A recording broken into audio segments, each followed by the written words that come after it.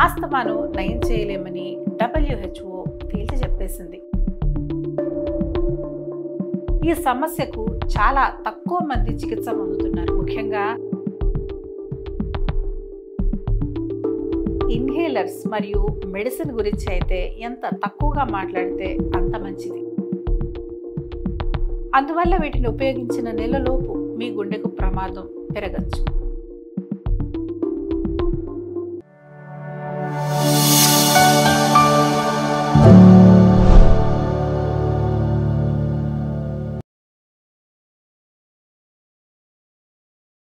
Asthma కంటే inhaler వల్లనే ప్రమాదం ఎక్కువ.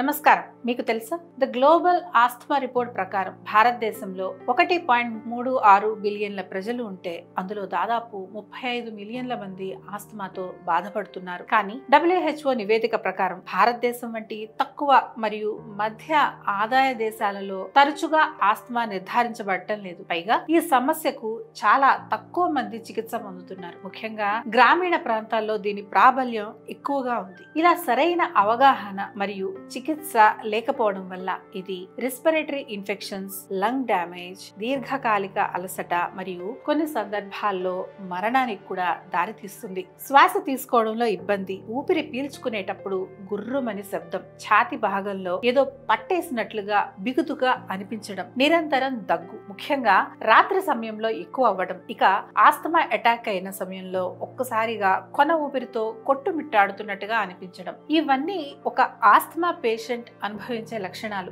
ఈ లక్షణాల వల్ల నిద్ర సరిగ్గా ఉండదు, పనిలో ఉన్నప్పుడు లేదా చదువుతున్నప్పుడు సరిగ్గా ఏకాగ్రత పెట్టలేకపోతారు, పైగా మానసిక ఆరోగ్యం కూడా దెబ్బతింటుంది. ఒక్క మాటలో చెప్పాలంటే జీవితం చాలా చిరాగ్గా అనిపిస్తూ ఉంటుంది. ఇలాంటి ఒక క్లిష్టమైన సమస్యకి ఆధునిక వైద్య విధానంలో కొన్ని చికిత్సలు అందుబాటులో ఉన్నప్పటికీ ఆస్తమాను నయం చేయలేమని WHO తేల్చి చెప్పేసింది. ఆధునిక వైద్య విధానంలో ఆస్తమాకి సాధారణంగా 2 విధాలుగా చికిత్స అందించడం జరుగుతుంది. అందులో ఒకటి ఇన్హేలర్, మరొకటి మందులు. ఈ 2 విధానాలు కూడా ఆస్తమా యొక్క లక్షణాలను తగ్గించడానికి మాత్రమే అందించడం జరుగుతుంది. ఉదాహరణకు ఇన్ఫ్లమేషన్ అనేది ఆస్తమాకి కారణం అయితే ఈ 2 విధానాలు కూడా ఇన్ఫ్లమేషన్ ని తగ్గించడానికి పనిచేస్తాయి. అంతేగాని మళ్ళీ ఇన్ఫ్లమేషన్ కలగకుండా ఆపలేవు. దీన్ని బట్టి చూసుకుంటే ఇన్ఫ్లమేషన్ ను ముందు నుండే నివారించడం ముఖ్యమని క్లియర్ గా అర్థమవుతుంది. ఇక ఇన్హేలర్స్ మరియు మెడిసిన్ గురించి అయితే ఎంత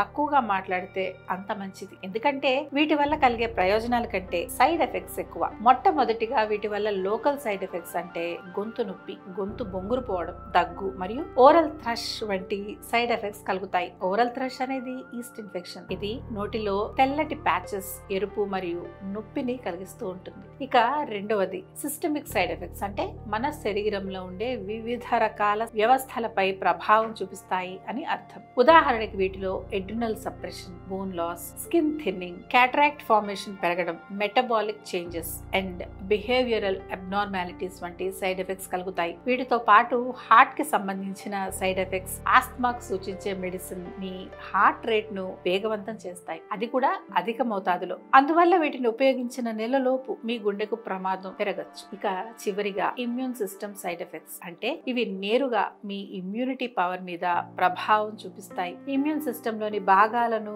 అణిచివేస్తాయి. దీనివల్ల మీరు తరచుగా తేలికపాటి నుంచి మితమైన ఇన్ఫెక్షన్లకు గురవుతూ ఉంటారు. మరొక ముఖ్యమైన విషయం ఏమిటంటే ఆస్తమా సమయంలో కొన్ని అత్యవసర పరిస్థితుల్లో ముఖ్యంగా పిల్లలకు ఇన్హేలర్లను ఉపయోగించడం కష్టంగా మారుతుందని WHO హెచ్చరిస్తోంది. ఒక్క సమస్యను దూరం చేసుకోవడానికి ఇన్ని సైడ్ ఎఫెక్ట్స్ తెచ్చుకోవడం అవసరమా? మరి ఈ సమస్యకు పరిష్కారం అంటూ ఉండదా?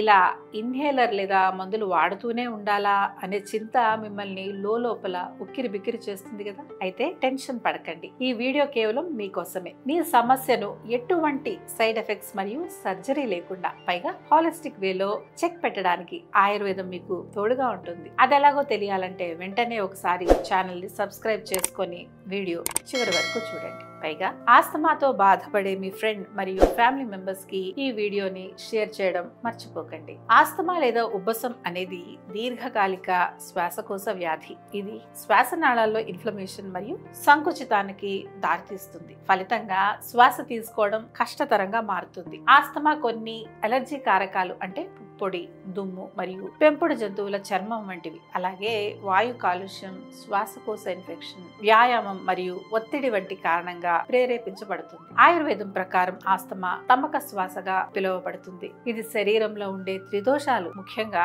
వాత మరియు కఫ దోషాల అసమతుల్యత వలన కలిగే శ్వాసకోశ వ్యవస్థ యొక్క రుగ్మతగా పరిగణించబడుతుంది. అసలు ఆస్తమాను కంట్రోల్ చేయడానికి ఆయుర్వేదాన్ని ఎందుకు ఎంచుకోవాలి? ఒకవేళ ఈ సందేహం కనుక మీకు తలెత్తితే, ఆయుర్వేదం కేవలం వ్యాధి యొక్క లక్షణాల మీద కాకుండా మూల కారణాలను పరిష్కరించడంపై దృష్టి సారిస్తోంది. ఆస్తమాకు దారితీసే ఇన్ఫ్లమేషన్ తగ్గించడానికి, శ్లేష్మం క్లియర్ చేయడానికి మరియు ఊపిరితిత్తుల పనితీరును మెరుగుపరచడానికి కొన్ని రకాల హెర్బ్స్ ని ఉపయోగించడం, విరేచన మరియు నస్య వంటి పంచకర్మ థెరపీలు శ్వాసకోశ వ్యవస్థను డీటాక్స్ చేయడంతో పాటు వాటిని బలోపేతం చేస్తాయి. అదనంగా ఆయుర్వేదం ఊపిరితిత్తుల సామర్థ్యాన్ని మెరుగుపరచడానికి, హానికరమైన దుష్ప్రభావాలు లేకుండా దీర్ఘకాలిక ఉపశమనాన్ని అందించడానికి ప్రాణాయామం వంటి పర్సనలైజ్డ్ డైటరీ మరియు లైఫ్ స్టైల్ సిఫార్సుల గురించి నొక్కి చెబుతుంది. ఇంతకీ ఏంటా హెర్బ్స్ మరియు థెరపీ అనేవి ఇప్పుడు తెలుసుకుందాం. కాబట్టి వీడియో మిస్ అవ్వకుండా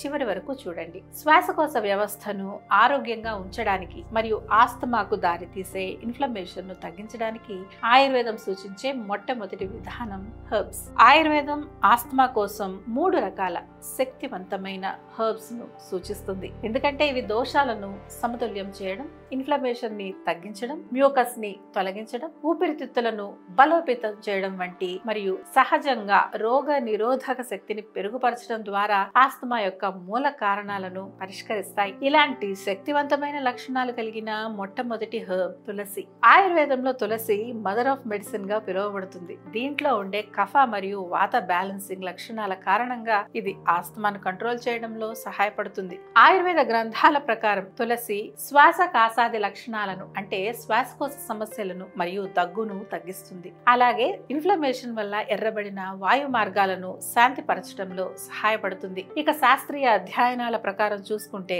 ఇది ఊపిరితిత్తుల యొక్క పనితీరును మెరుగుపరచడంలో మరియు ఎలర్జీ, వాపును తగ్గించడంలో దోహదపడుతుంది. ముఖ్యంగా దీంట్లో ఉండే అడాప్టోజెనిక్ ప్రభావాలు ఒత్తిడి ప్రతిస్పందనలను మెరుగుపరుస్తాయి. అంతేకాకుండా తులసితో చేసిన కషాయాలను లేదా దాని యొక్క ఎక్స్ట్రాక్ట్ ను క్రమం తప్పకుండా ఉపయోగించడం వల్ల మీ ఊపిరితిత్తుల్లో పేరుకుపోయిన శ్లేష్మం క్లియర్ అవుతుంది. ఫలితంగా శ్వాస తీసుకోవడం సులభతరం అవుతుంది. ముఖ్యంగా శ్వాసకోశ వ్యవస్థను బలపరుస్తుంది. కాబట్టి తులసి టీ తాగడం, తాజా ఆకులు నమలడం లేదా తులసి నూనెతో ఆవిరి పీల్చడం వంటివి చేస్తూ ఉండండి. మరి మీరు ఏ రూపంలో తీసుకోవడానికి ఇష్టపడతారో కామెంట్ చేసి తెలియచేయండి. రెండవ మూలిక వాస.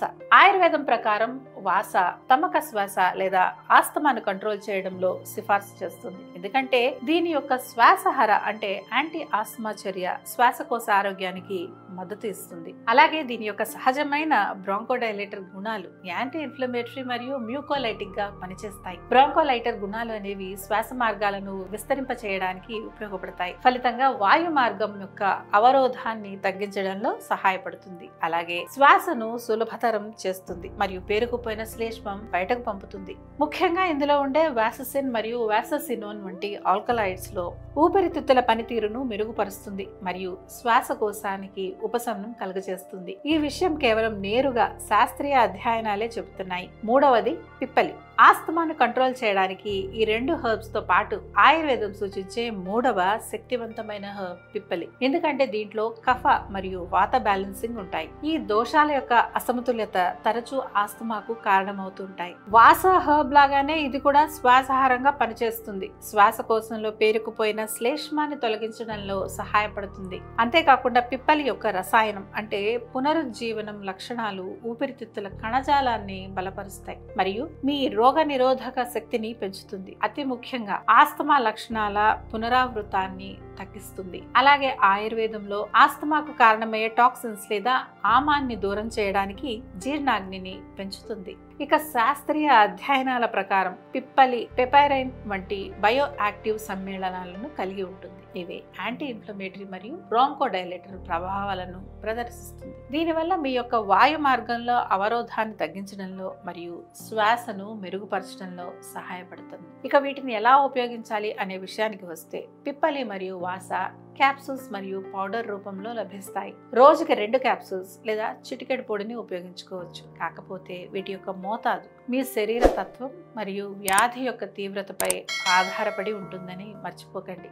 ఆస్తమా కోసం ఎయిర్వేస్ ని డిటాక్స్ చేయడానికి ఆయుర్వేదం సూచించే రెండవ విధానం థెరపీస్. కఫ మరియు పిత్త దోషాలను సమతుల్యం చేయడానికి, శ్వాసకోశ మార్గాలను క్లియర్ చేయడానికి, అలాగే శ్లేష్మాన్ని తగ్గించడానికి మరియు ప్రాణవాహ స్రోతస్ అంటే శ్వాసకోశ వ్యవస్థ ఆరోగ్యాన్ని మెరుగుపరచడానికి ఆస్తమా కోసం నస్యం అంటే నేసల్ థెరపీ మరియు విరేచన డిటాక్సిఫికేషన్ థెరపీ అనే థెరపీలను ఆయుర్వేదం సిఫార్సు చేస్తుంది. పంచకర్మలో ఒక భాగమైన నస్యం తీవ్రతరమైన కఫ మరియు వాత దోషాలను సమతుల్యం చేయడం ద్వారా ఆస్తమాను కంట్రోల్ చేయడానికి అత్యంత ప్రభావవంతమైనది. ఈ థెరపీలో నాసికా మార్గం ద్వారా ఔషధ నూనెలను చొప్పించడం జరుగుతుంది. కొన్ని విధానాలలో గొంతు, చెవి మరియు ముక్కుకు సంబంధించిన రుగ్మతలకు చికిత్స చేయడానికి ఆవిరి లేదా పొడిని పీల్చడం ఈ రూపంలో కూడా ఉంటుంది. నాసికా మార్గాలను క్లియర్ చేయడానికి, రద్దీని తొలగించడానికి ఇది అద్భుతంగా సహాయపడుతుంది. అంతేకాకుండా ఇది మీ శ్వాస వ్యవస్థలో పేరుకుపోయిన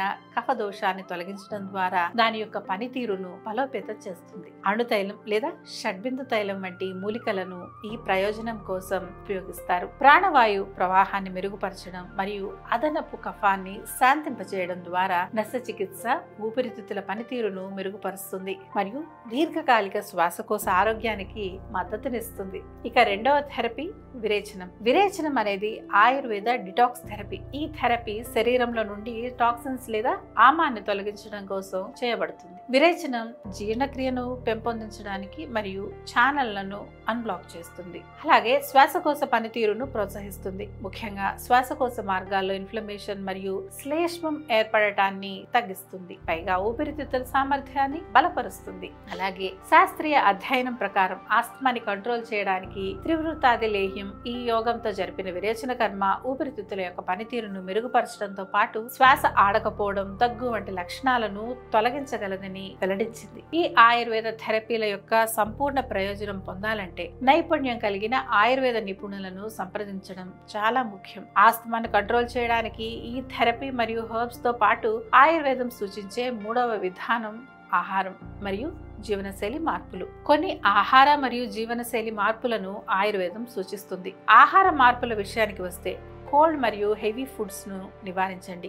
ఎందుకంటే ఇవి కఫాన్ని పెంచుతాయి, శ్వాసకోశ అడ్డంకులను తీవ్రతరం చేస్తాయి. వాటికి బదులుగా తేలికపాటి ఆహారం, వెచ్చని సుగంధ ద్రవ్యాలను అంటే అల్లం, పసుపు మరియు దాల్చిన చెక్క మీ ఆహారంలో భాగంగా చేసుకోండి. ఇవి జీర్ణక్రియను మెరుగుపరచడంతో పాటు కఫ దోషాన్ని సమతుల్యం చేస్తాయి. అలాగే పాల ఉత్పత్తులు, పాలు, చీజ్ మరియు పెరుగు వినియోగాన్ని తగ్గించండి. ఇవి శ్లేష్మం చిక్కగా మారడానికి మరియు శ్వాసకోశ పనితీరుకు ఇబ్బంది కలిగిస్తాయి. మరియు పులియపెట్టిన మరియు ప్రాసెస్ చేసిన ఆహారాలకు దూరంగా ఉండండి. ఎందుకంటే ఇలాంటి ఆహారాలు మీ శరీరంలో ఆమా లేదా టాక్సిన్స్ ను పెంచుతాయి. ఫలితంగా ఊపిరితిత్తుల యొక్క పనితీరుకు ఆటంకం కలిగిస్తాయి. ఇకపోతే తేనె మీ ఆరోగ్యానికి మేలు చేస్తుంది. కాబట్టి ఉదయం పూట గోరువెచ్చటి నీటిలో కాస్త తేనె కలుపుకొని తీసుకోవచ్చు. ఇది శ్లేష్మాన్ని తొలగించి శ్వాసకోశ మార్గాలను క్లియర్ చేస్తుంది. జీవనశైలి మార్పులు. ఇక జీవనశైలి మార్పుల విషయానికి వస్తే మీ డైలీ యాక్టివిటీస్ లో కొన్ని మార్పులను చేసుకోక తప్పదు.